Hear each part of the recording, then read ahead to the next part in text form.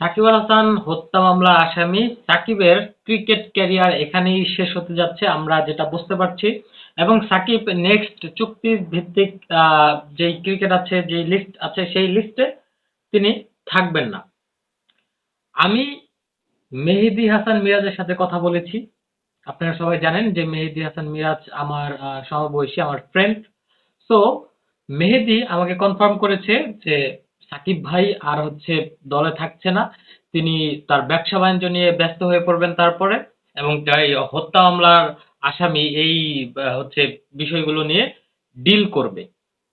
আর যে BCB president Faruk, তিনিও অনেকবার সবার সাথে বৈঠক করেছে, তিনিও কনফার্ম করেছে যে সাকিবের মতো এরকম উগ্র প্লেয়ার, এরকম বেয়াদব খেলোয়াড়, এই খেলোয়াড়কে আমাদের দেশে প্রয়োজন নেই। আর বিকল্প হিসেবে তারা দেখছে মেহেদী হাসান মিরাজকে। মেহেদী হাসান মিরাজকেই নেক্সট সাকিব আল হাসান বিবেচনা করছে তারা। কারণ মেহেদী হাসান মিরাজের মধ্যে সেই পটেনশিয়ালিটি আছে। আমরা দেখতে পাই যে মেহেদী হাসান যেভাবে ভালো ব্যাটিং করে সেভাবে ভালো বোলিং করে, এবং তার নেতৃত্ব দেওয়ার একটা গুণাবলীও কিন্তু রয়েছে। আমরা জানি 19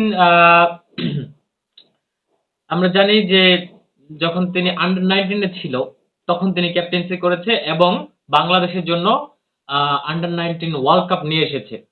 সুতরাং আমরা নেক্সট নেতৃত্বও পাচ্ছি এবং অলরাউন্ডারও পাচ্ছি, এবং আমরা যদি আরেকটু নারিশ করতে পারি মেহেদী হাসান মিরাজকে, তাহলে কিন্তু সাকিবকে টপকে মেহেদী হাসান মিরাজ বাংলাদেশের অলরাউন্ডার হয়ে যাবে, বাংলাদেশের পোস্টার বয় হয়ে যাবে। ইনফ্যাক্ট তিনি হয়তোবা এখন সম্ভবত মেহেদী হাসান মিরাজ অলরাউন্ডার লিস্টে 7-এ আছে। আস্তে আস্তে হয়তোবা যদি মেহেদী হাসান মিরাজের দিকে ফোকাস করা হয় তাহলে মেহেদী র‍্যাঙ্কিং 1-এ চলে আসতে পারে। সো আমি আশাবাদী। আপনারা কি ভাবছেন আমাকে জানাবেন।